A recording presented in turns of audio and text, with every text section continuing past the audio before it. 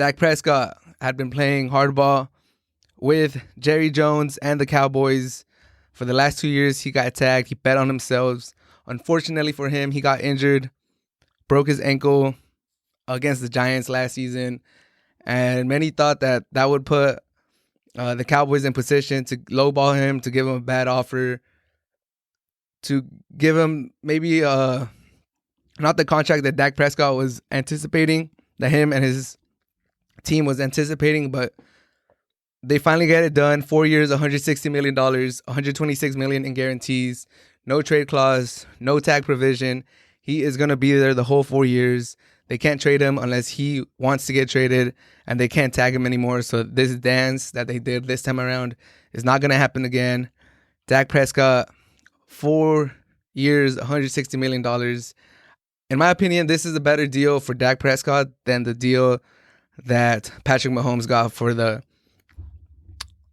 Chiefs. Patrick Mahomes' deal averaged $45 million a year, but it's for the next 10 years, and he had 2 years left on his contract, so he's still tied up for 11 years.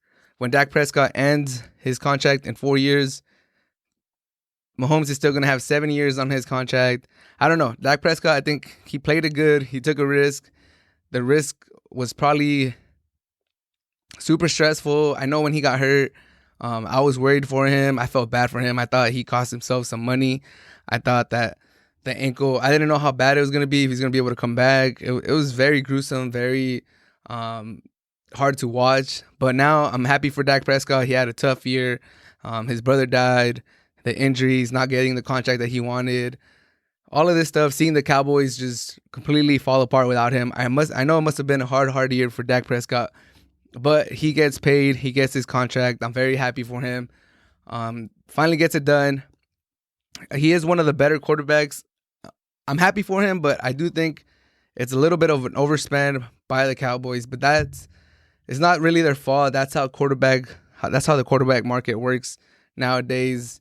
If you're the next guy up, if you have leverage on your team, you're gonna get paid. We've seen it. We've seen it with Wentz, Goff. We're probably gonna see it with Jackson and Mayfield, Baker Mayfield, and Josh Allen. We're probably gonna see it with all these quarterbacks. They're gonna keep raising the bar, keep getting massive contracts. Whoever's up, I think the first time I really noticed the quarterback, just whoever came in with good numbers or had a good postseason run was going to get paid. And the first time I really realized that if you get hot at the right time as a quarterback, you're going to get paid. You're going to reset the market. No matter how good your resume is, was when Joe Flacco got paid like $120 million after he went on that run with the Ravens and he got them the Super Bowl. Did he deserve $120 million just for his own talent, just for the body of work that he has done? Probably not. Probably there's a lot of better quarterbacks than Joe Flacco at the time. But since he went on the run, since he let his contract expire, he bet on himself, didn't take a lesser deal. It paid out for him. The Ravens had no choice but to give him that contract. He had just won a Super Bowl. So yeah, Dak Prescott played it well. It worked out for him. He's a quarterback. He's able to do stuff like this. If he would have been a running back, he would have been some other position. I don't think he could have been able to get away with this, especially with the injury. I think of Bud Dupree, a linebacker for the Steelers. He turned down a contract. He tore his ACL. Now he's probably going to struggle to get a big contract for more than 1 year. But because he's a quarterback, because he played good to start the year, and because the Cowboys fell apart, Dak Prescott gets this massive deal. Is he a top 5 quarterback? Maybe fringe. I don't think he is. I would have Mahomes, Rodgers, Wilson, Watson. And then at that point, you can start having the discussion if you want to include Dak Prescott in your top 5.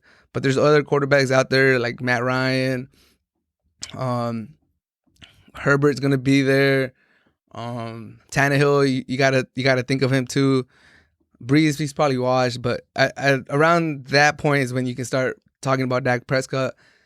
But like I said, he played it right. He bet on himself. He played under the tag for 2 years, and now he gets compensated the way he wanted to get compensated. 4 years, $160 million, 126 in guarantees.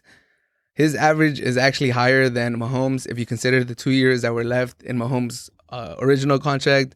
I think Mahomes' 12-year contract averages to 39.8, and Dak Prescott is 40.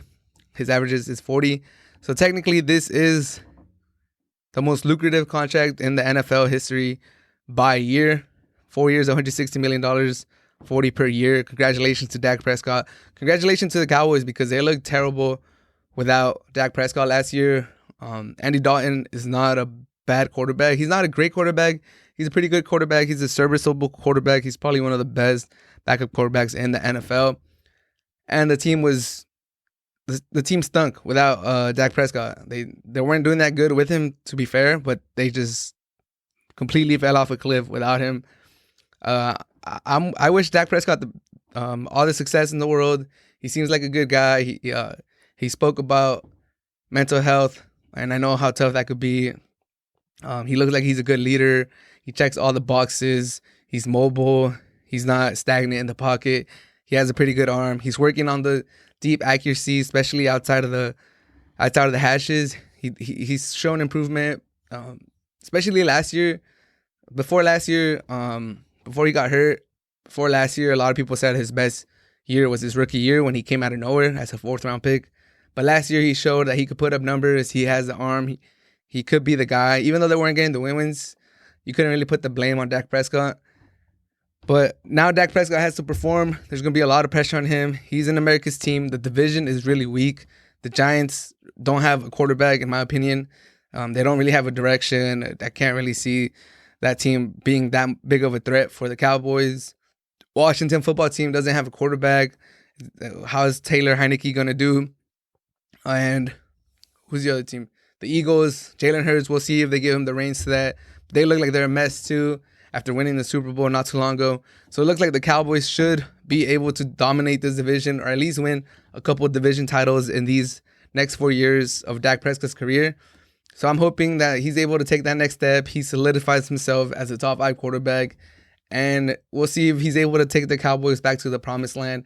The Cowboys had a rich history in the 90s or whenever they won those championships. And now they've been struggling. They haven't even made a conference game in forever, a conference championship game. And I believe over 20 years since like the 90s. So hopefully Dak Prescott is able to bring him there. I do wish him the best, but I know people like to hate on Cowboy players. People like to hate on Cowboy quarterbacks a lot. The media does. There's going to be a lot of pressure under him. So I hope he's able to thrive in it. I wish him the best. But this is a huge contract, and I hope he lives up to it. But the Cowboys like to pay their players. They're known for that. They take care of another one. So this would probably be good for the Cowboys going forward to attract free agents, to keep their own players. It feels like if you're a Cowboy and you perform, you will eventually get paid. Even if you play hardball with them like Dak Prescott, it does feel like eventually you're going to get paid. So happy for Dak Prescott. Wish him the best of luck.